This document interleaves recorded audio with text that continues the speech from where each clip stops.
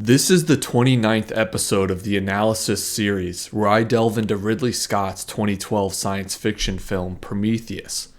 I am the Film Symbologist. Welcome to the channel. In this installment, I will take a look at the Hypersleep chambers, which appear in many of the Alien Universe films, including Prometheus, where we also get to see the engineer's version. At various times throughout the video, I may refer to these pieces of equipment as hypersleep, cryosleep, or stasis chambers, pods, or units. I will use these terms interchangeably. By the end of this video, you should have a better idea of what role the chambers play in Prometheus's plot, how they relate to various references to other works, and what they symbolize. What's the symbology there? Symbology? And I'm sure the word you were looking for was symbolism. What is the symbolism there? Let me explain it to you. Cryosleep pods have been part of the Alien universe since the series' first film in 1979. These stasis units have fascinated audiences for decades, and they've played an important role throughout the franchise. The presence of hypersleep chambers in the universe has helped make interstellar travel for human characters plausible, and they've aided in building out the temporal and spatial scales of the films. The pods enable humans to travel vast distances to alien worlds far from Earth, and over long periods of time without experiencing significant aging, which has allowed characters like Ripley to appear in multiple films set decades apart from one another. During long trips, the stasis units keep crews alive without having to constantly provide food, water, and breathable air on the ship.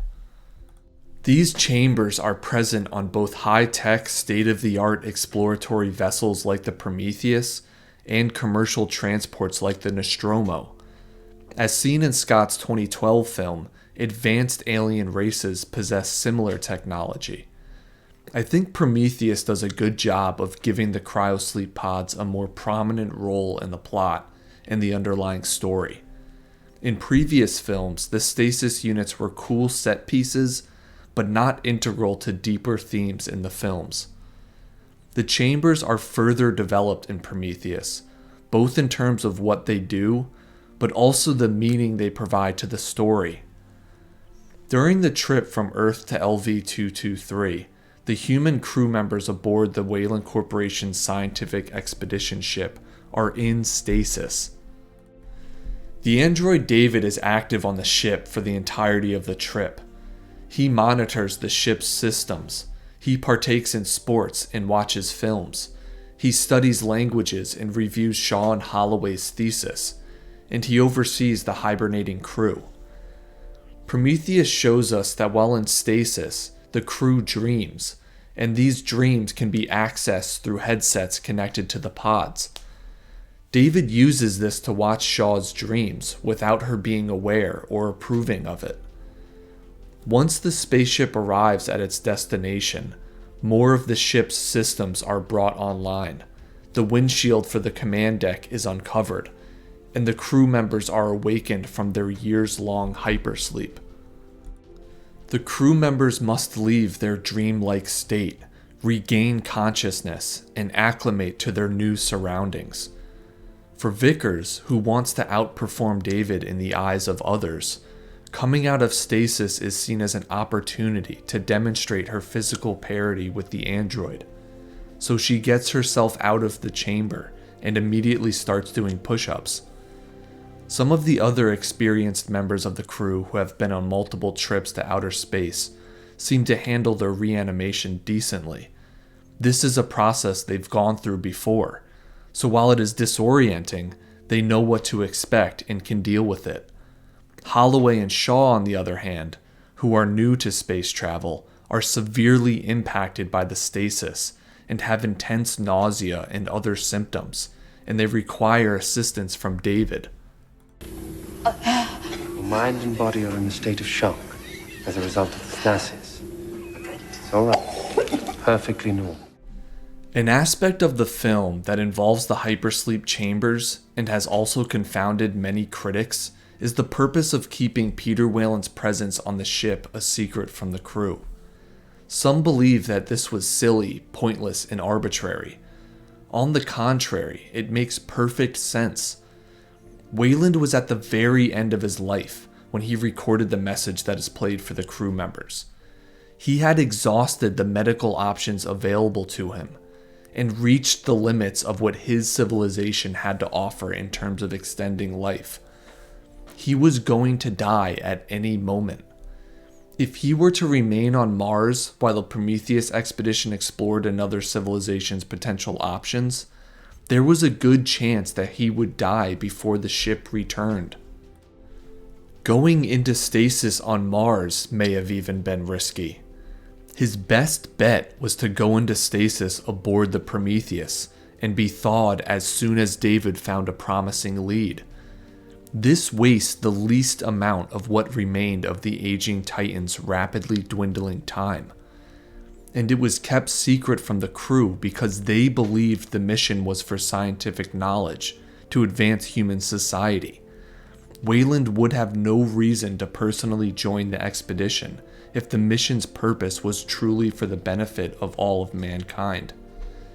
If known, his presence on the ship would alert the crew that Weyland and the corporation may have ulterior motives, which of course they do. The mission's true purpose was a personal quest for Weyland to obtain immortality, and he was willing to sacrifice every member of the crew to realize this goal. Weyland's cryosleep pod, which is kept separate from the others in a private area of the ship, plays an important role in his plan. It also appears that the stasis units allow for communication with the person inside of the pod. David is shown using the visor to converse with Weyland while he is in his chamber. Perhaps Weyland is in a modified form of stasis where he is not completely unconscious, or their future technology allows androids to communicate with the unconscious human mind. In any case, David is shown taking directives from Weyland while he is inside of his pod. The cryosleep units also play important roles in many of the film's references to other works. In episode 25, I mentioned how one of the punishments for treachery in the 9th level of Inferno in Dante's Divine Comedy is to be submerged in ice for a length of time commensurate with the severity of one's sin. In Prometheus, Weyland is treacherous against Shaw and is frozen in his stasis chamber for the longest amount of time. In episode 9, I discussed Mary Shelley's gothic horror novel Frankenstein. In the book, Victor Frankenstein spends his life chasing personal fame, power over creation, and forbidden knowledge. At the end of the story, he follows his creation to a distant and barren area of the Arctic. He becomes frozen in ice, is brought aboard a passing ship, is thawed and treated by the crew, and then ends up dying. Frankenstein's creature sees his dead creator and vows to wander deep into the Arctic to die. In Scott's film, Weyland follows his creation to a distant moon world, having been frozen in his stasis unit and brought aboard the Prometheus spaceship. Later, he is thawed and gets prepped by certain members of the crew. He again follows his creation, this time into the Juggernaut ship, where he dies. Instead of vowing to die like Frankenstein's creature, however, Weyland's creature David, having already been granted a form of immortality, seeks to surpass his creator. Several episodes in this series have drawn parallels between the film and Greek mythology. Weyland saw himself as a god and seems to have made David in the image of both man in general and himself in particular. The android can be seen as a demigod, like Heracles, a half-man, half-immortal who was the son of the Olympian god Zeus and a mortal woman Alcmene. Legend has it that Heracles was responsible for freeing the Titan Prometheus from his rock, and so it is David who not only frees Weyland from his rock, but also the last engineer, both of whom are Promethean figures.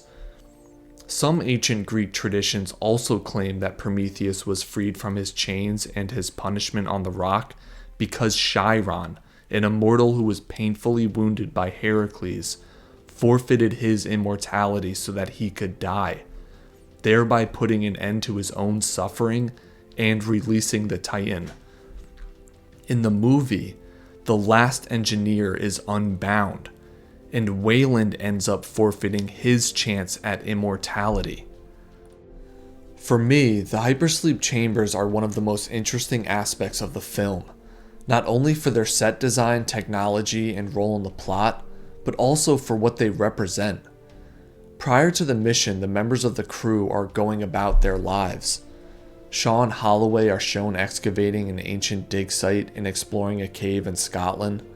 Extra features show them pitching an expedition to Weyland Corporation and then training for space travel once the funding is approved. Their lives are following a narrative. They embark on a quest of posing questions, looking for evidence, proposing theories, and seeking answers in an attempt to develop knowledge that can provide a solid springboard for future quests. The crew members' stories are momentarily put on hold when they enter stasis, a dreamlike state where narratives from their past memories are played over and over in their semi-conscious minds. Their stories resume when they come out of hypersleep and wake back up to reality. For the most part, the crew members seem to sign on for this mission and enter cryosleep voluntarily. There is, however, an instance where David attempts to place Shaw in stasis against her will in order to preserve her alien pregnancy until the ship can be returned to Earth. While Shaw escapes this effort, it's interesting to ponder the benefits of cryostasis along with the potential risks. Shaw narrowly avoids being frozen and experimented upon in Prometheus, a gruesome fate she later experienced in Covenant. And the last engineer was trapped in his hypersleep chamber for thousands of years, with no one to release him from stasis. In the present time, while our civilization hasn't developed cryosleep technology yet, there are still parallels to draw between this aspect of the film and our world. Typically once a day, we are induced, mostly involuntarily, into a state where our minds and bodies are at rest, and narratives play in our heads in the form of dreams. We can hold this process at bay for a period, but eventually we are forced against our will to sleep. We expect that we will wake up the following day. Often there is a period of acclimation where our eyes adjust to the light. Our muscles and joints need to stretch, and we need to adjust to being awake. In the film, Shaw and Holloway sleep naturally the night after they are awoken from their stasis units, and the next morning we see them getting up. Holloway is nursing a hangover, and Shaw lays in bed, having slept for at least several hours. Neither character is experiencing the severe symptoms they felt when awakened from cryostasis. The more intense reaction to waking up from stasis seems to correspond to the greater length of time and depth of unconsciousness they experience in hyperstasis, as compared to being asleep for just a night. There are naturally induced forms of stasis that we experience in regular intervals through sleep. There are artificially induced types of sleep, like when people are given general anesthesia for surgery. We can also enter dreamlike states voluntarily. With daydreaming, for instance, we envision and play out stories in our minds without losing consciousness. And instead of generating our own narratives, we can instead choose to observe narratives made by others with the assistance of screens, performance stages, or arenas. In some ways, watching a movie is like entering a stasis-like state and dreaming. A dark theater can be seen as a kind of hypersleep chamber where stories are projected, and afterwards our eyes have to adjust to the outside light. In each case, whether it's sleeping, daydreaming, or watching a narrative, we leave the real world enter into a semi-conscious state where stories are played out, and then return to reality after going through a process of reacclimation, which can vary in intensity depending on the length and depth of the stasis. In addition to these types of physical stasis, there are also spiritual forms of stasis we can enter and leave. Films like The Matrix and Inception explore this theme. So does Ridley Scott's 2012 film. On the surface, Prometheus is a piece of entertainment that tells a futuristic science fiction story set in a distant world, and it offers us a distraction or an escape from our lives for a couple hours. But underneath this veil of pop culture cinema, the filmmakers have embedded a message for the audience. Are you too deeply immersed in your stasis to respond to this transmission? Or will you receive it and awaken from your slumber? Scott's film, like this YouTube series, may challenge some of your deeply held beliefs about the nature of reality. You may question your own biases, preconceived ideas, and assumptions about human beings. Your entire view of the world may get upended. This process can be difficult, unnerving, and disorienting. But your mind and body being in a state of shock is a common occurrence when coming out of stasis and waking up to reality. This is especially true if your false worldview has placed you in a kind of stasis for years or decades, or if your entire life has been spent in a dreamlike state. At one time, you may have felt embedded in a hopeful, purposeful, and meaningful reality, but sometime in childhood or early adolescence, you may have started to feel less connected to the world and more cynical, pessimistic, and nihilistic. Or you may have been born in a spiritual stasis unit, where this perspective on existence was instilled in you from birth. Seen through Hermeticism, Prometheus seems to tell a story in which early humans are given the ancient wisdom needed for flourishing, but subsequent generations either forgot or misinterpreted these teachings and ended up worshipping false idols, gods, and ideologies. As a result, civilizations that followed this path went into various forms of stasis, characterized by extravagance, collapse, and extinction. This may also be a fair description of our world outside the film, in which case Prometheus can be seen as one attempt among many to recover and preserve this ancient wisdom, straighten our path before it's too late, and bring the audience out of spiritual stasis. Many people do not want to be awakened from their dreamlike state, if they're even aware that they're in one to begin with. What about you? Are you ready to wake up to reality, even though it may cause some discomfort? Or will you remain in stasis a little while longer? In future episodes in this series, I will further describe the film's perspective on reality, the spiritual dream state, and what it means to wake up. If you enjoy content like this, like the video, comment down below, and subscribe to the channel. For early access to new videos, consider becoming a member of this YouTube channel or Patreon. For more information, check out the links in the video description. This is the Film Symbologist. Thanks for watching.